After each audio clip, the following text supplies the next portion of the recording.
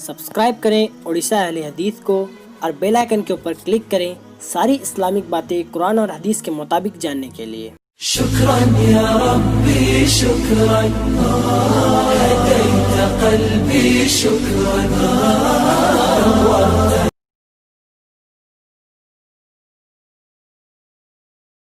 قریش لإیلاف قریش ایلافہم رحلة الشتاء والصيف فلیعبدوا رب هذا البیت الذی اطعمہم من جوع وآمنہم من خوف۔ جس نے بھوک کے وقت میں کھلایا اور جس نے خوف کے وقت میں امن دیا، وہ کون ہے؟ اب کہتے ہیں فلاں کی سرکار میں فساد نہیں ہوتا، امن سے ہے۔ سرکار کی اختیار امن دینا ہے۔ یہ بات یاد رکھیے گا، کوئی پارٹی آپ کی نہیں ہے۔ کوئی بڑا اژدہا سانپ ہے، کوئی چھوٹا سانپ ہے، کوئی بڑا دشمن ہے، کوئی چھوٹا دشمن ہے، وہ سب اسی میں ہے۔ لیکن ہم ہیں کہ ہم اپنے آپ کو سدھارنے کے لیے تیار نہیں ہیں۔ میرے بھائی یاد رکھیے گا، کیا یاد رکھنا ہے؟ کہ ہمارا کوئی نہیں ہے سوائے اللہ کے، اور اگر ہم نے اللہ ہی کو خوش نہیں کیا تو پھر دنیا میں کون ایسی طاقت ہے جو اللہ ہمیں برباد کرنا چاہے اور ہمیں اٹھا کے کوئی دوسرے لوگ آگے بڑھا دے؟ نہیں ہے۔ پڑھیے وَالْعَصْرِ إِنَّ الْإِنسَانَ لَفِي خُسْرٍ، قسم زمانے کی انسان گھاٹے میں تھا، قسم زمانے کی انسان گھاٹے میں ہے، اور قسم زمانے کی انسان گھاٹے میں رہے گا۔ نکلنا ہے گھاٹے سے کہ نہیں نکلنا ہے؟ نکلنا ہے، ہر آدمی چاہتا ہے۔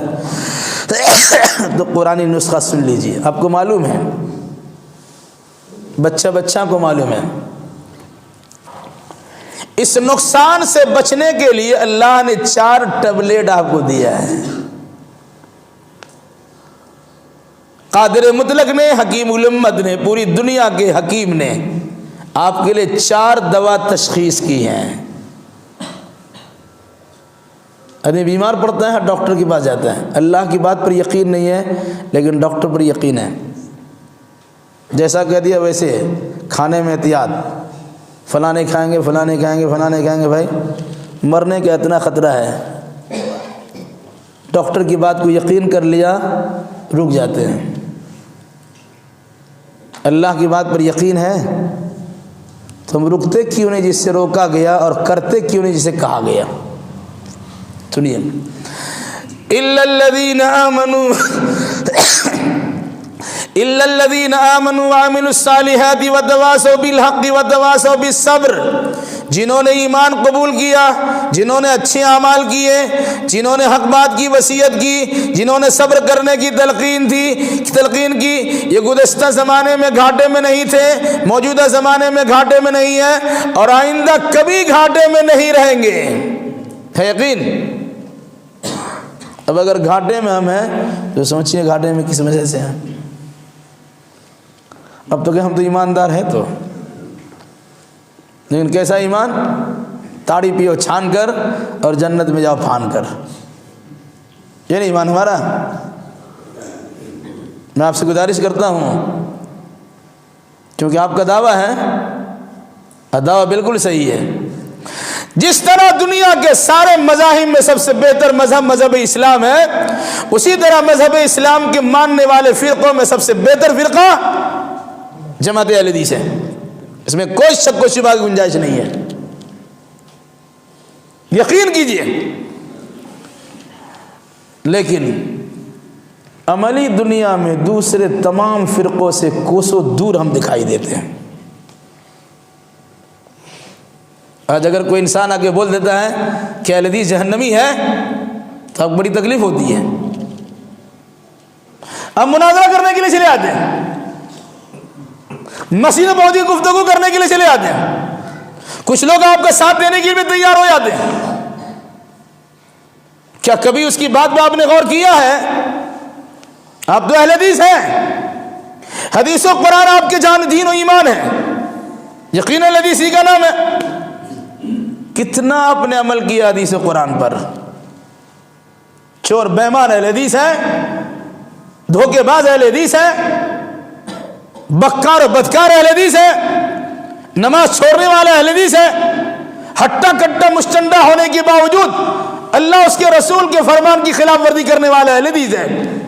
2-4 وقت کی نماز پڑھ لیتے ہیں، فجر کی نماز تو بستروں میں ہے گول، پھر بھی ہم اہل حدیث ہیں۔ جہنم میں کون جائے گا؟ اور ان کی تو گنتی نہیں ہے، وہ تو بائیں طرف ان کا جانا ہی جانا ہے۔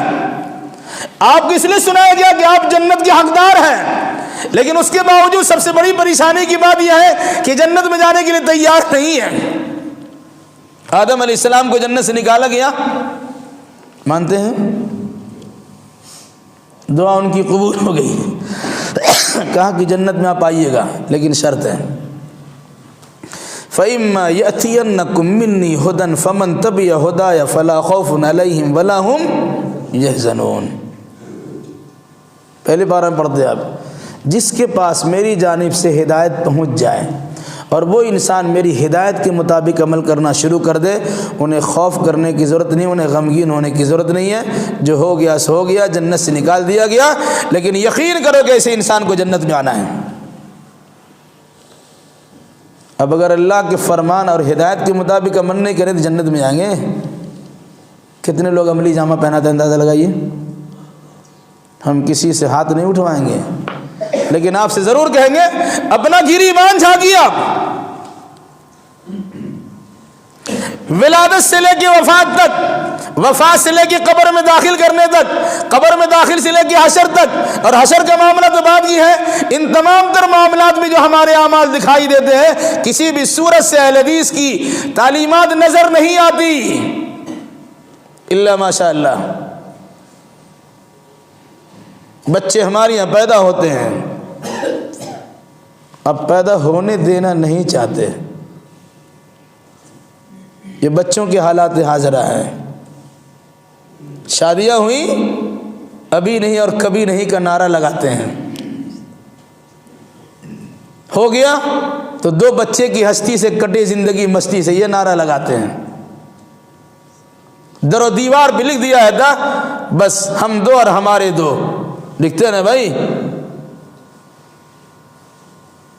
کیوں؟ کھلانا پڑے گا۔ تعلیم کیسے ہم دیں گے؟ بچوں کی صحیح پرورش کیسے کر سکیں گے؟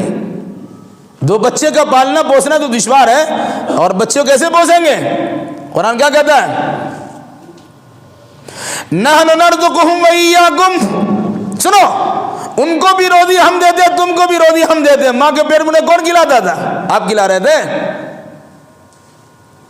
اگر آپ کے ماں باپ نے یہ سوچ لیا ہوتا دنیا میں آپ آتے تو وہاں ہمارا ایمان کہاں چلا گیا؟ ہم کھلاتے ہیں، ہم پرورش کرتے ہیں، ہم تعلیم و تربیت کے بندوبست کرتے ہیں، خدا بن گئے۔ عقیدہ ہمارا بڑا مضبوط ہے، ہم تو اہل حدیث اللہ کے سوا کسی کو پوچھتے نہیں ہیں، لیکن اپنے نفس کے پجاری بنے ہوئے ہیں۔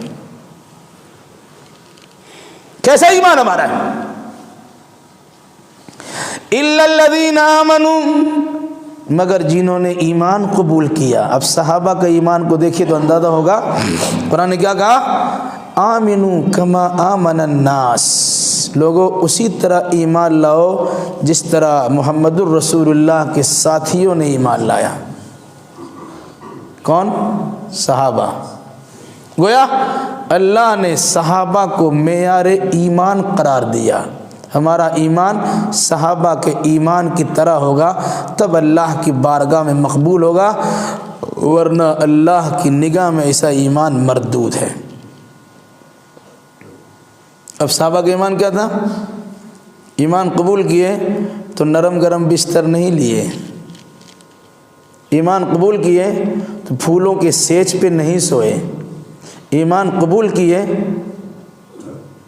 تو صرف ٹھاٹ باٹ کی زندگی نہیں گزارے، ایمان قبول کیے تو جس کو انہوں نے حق سمجھا لوگوں تک پہنچانے کی کوشش کیے۔ پوری تفسیر پڑھیے، یہ چیز آپ کے سامنے آ جائے گی۔ الا الذین آمنوا، مگر جنہوں نے ایمان قبول کیا۔ ایمان کس نے قبول کی؟ ہمارا آپ ایماندار ہیں الحمدللہ۔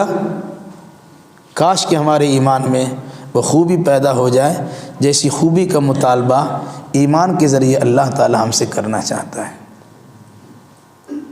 ایمان، اللہ پہ ایمان، فرشتوں پہ ایمان، کتابوں پر ایمان، رسولوں پر ایمان، تقدیر کی خیر شر پر ایمان، اور مرنے کے بعد دوبارہ زندہ ہونے پر ایمان ہے۔ یہ 6 چیزوں کے ماننے کا نام ایمان ہے۔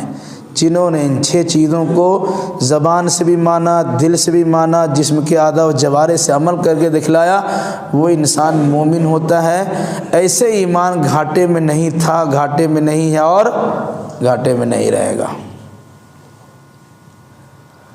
مگر اسی پر بس نہیں ہے۔ 4 دوا ڈاکٹر نے دی، ایک کھا کے اچھا نہیں ہوتے ہیں آپ، کہا اسی کے مشورے پر عمل کریں گے، دوسرے تیسرا چوتھا بھی کھائیں گے، جیسا کہا ویسے ہی کھائیں گے۔ اب اللہ دوا دے رہا ہے، 4 تو لینے کے لیے تیار نہیں ہے، کہا ایک ہے نا ہمارے پاس۔ ایمان تو ہمارا صحیح ہے نا، ہم تو اللہ کے ساتھ کسی کو شریک تو نہیں کرتے ہیں، کسی مزار کے سامنے سر تو نہیں پٹکتے ہیں، کسی در کی خاک تو نہیں چھانتے ہیں، کسی پیپل کے درخت کے نیچے جا کر مرادیں تو نہیں مانگتے ہیں، کسی دریا اور پہاڑ اور کسی درخت کے سامنے اپنی جبین نیاز کو تو جھکاتے نہیں ہیں۔ ہم تو بڑے موحد انسان ہیں۔ یہ ہمارا عقیدہ و نظریہ بنا ہوا ہے بھائی۔ سنیے، ایمان اگر ہمارے پاس ہے، اس ایمان کا اعتبار نہیں ہے جو ایمان آپ کو عمل صالح کرنے کے لیے تیار نہ کرے۔ آپ نے اگر کسی چیز کو دل سے مان لیا، زبان سے اقرار کر لیا، تو آپ کی ذمہ داری بنتی ہے اِلَّا الَّذِينَ آمَنُوا وَعَمِلُوا الصَّالِحَاتِ، اچھا عمل کرنا، زیادہ عمل کرنا نہیں ہے۔ کثرت اعمال کی اہمیت نہیں ہے، درست عمل کی ضرورت ہے۔ تھوڑا کیجئے مگر صحیح کیجئے، جتنا کہا اللہ اس کے رسول نے اتنا ہی کیجئے اور صحیح سے کیجئے۔ عمل صالح جو اللہ کے لیے ہو اور اللہ کے رسول کے طریقے کے مطابق ہو۔ کوئی بھی عمل اس وقت تک عمل صالح نہیں بنتا جب تک اس عمل کو خالص اللہ کے لیے نہ کیا جائے، اور جب تک اس عمل کو خالص محمد الرسول اللہ صلی اللہ علیہ وسلم کے طریقے کے مطابق نہ بجا لایا جائے، تب عمل صالح بنتا ہے۔ ان تمام تر عمل صالح میں سب سے بڑا عمل صالح کیا ہے؟ کلمہ آپ نے پڑھا، ہر گھڑی اس کا خیال کرنا ہوگا۔ ایمان جو لایا ہے اس کے لیے آپ زبان سے اقرار کرتے کیا؟ اشہد اللہ الہ الا اللہ، یعنی ہے میں گواہی دیتا ہوں کہ اللہ کی سوا عبادت کے لائق کوئی نہیں ہے۔ کیا اس پورے جملے پہ ہمارا عمل ہوتا ہے؟ سر جھکا کے ذرا سوچ لیجئے، کیسا تو نہیں ہے؟ ہم اتنا کہتے ہیں اشہد اللہ الہ، میں گواہی دیتا ہوں کہ کوئی نہیں ہے عبادت کے لائق، اسی پہ ہم رکے ہوئے ہیں۔ الا اللہ کی ضرب نہیں لگاتے، عبادت کے لائق کوئی نہیں مگر اللہ تو ہے، عبادت صرف اللہ کی جائے، کہتے کہ نہیں کہتے؟ لیکن ہمارا عمل بدلا رہا کہ نہیں، عبادت کے لائق اللہ بھی نہیں ہے، تبھی تو نماز نہیں پڑھتے۔ عبادت میں سب سے اہم عبادت تو نماز ہے، تبھی تو ہم نہیں پڑھتے۔ اگر پڑھتے تو ہم کہتے لا الہ الا اللہ، اللہ کی سوا عبادت کے لائق کوئی نہیں ہے۔ ان تمام عبادتوں کا سب سے بڑا مرکز و محور نماز ہے۔ ابھی ایمان قبول کیے ہوئے چند گھنٹے نہیں گزرتے ہیں کہ آپ سے مطالبہ ہوتا ہے حی علی الصلاۃ حی علی الفلاح۔ کتنے لوگ مؤذن کی اس آواز پہ لبیک کہتے ہیں؟ سوچ لیجیے آپ، اذان کی کلمات پہ غور کیجیے گا۔ اللہ اکبر اشہد ان لا الہ الا اللہ اشہد ان محمد الرسول اللہ کہہ کے آپ کو یاد دلایا جاتا ہے کہ بھائی آپ ایماندار ہیں، اللہ اس کے رسول پر ایمان رکھنے والے ہیں، اپنے ایمان کی تجدید کر لیجئے، ایمان کو نیا بنا لیجئے، لیکن اس ایمان کی زبانی تجدید کرنے سے کوئی فائدہ نہیں ہوگا۔ حی علی الصلاح حی علی الفلاح بولا تھا نا بھائی، بھولا وہ سبق یاد دلاتے ہیں۔ جو بچے نہیں پڑھتے ہیں استاد سے ڈنڈا مارتے ہیں، لاٹھی چلاتے ہیں، تھپڑ مارتے ہیں، پڑھاتے ہیں، بھائی یاد کر لو یاد کر لو۔ تو مؤذن روزانہ 5 وقت میں آپ کو یاد دلاتا ہے کہ حی علی الصلاح حی علی الفلاح۔ آپ نے کہا اللہ کی سوا عبادت کے لائق کوئی نہیں ہے، آپ نے کہا اللہ کے رسول کی سوا اطاعت و فرما برداری کے لائق کوئی نہیں ہے، تو اللہ کی عبادت کرنا، رسول کی اطاعت کرنا، تو اس کے لیے اولین ذمہ داری تمہارے سر پہ آئی ہے۔ آپ فجر میں آئیے، ظہر میں آئیے، مغرب میں، عصر میں آئیے، مغرب میں آئیے، عشاء میں آئیے۔ کتنے لوگ آنے کے لیے تیار ہیں؟ إِلَّا الَّذِينَ آمَنُوا وَعَمِلُوا الصَّالِحَاتِ، مگر وہ انسان جس نے ایمان قبول کیا اور عمل صالح۔ الحمدللہ الحمدللہ الحمدللہ، all thanks is to Allah. الحمدللہ الحمدللہ۔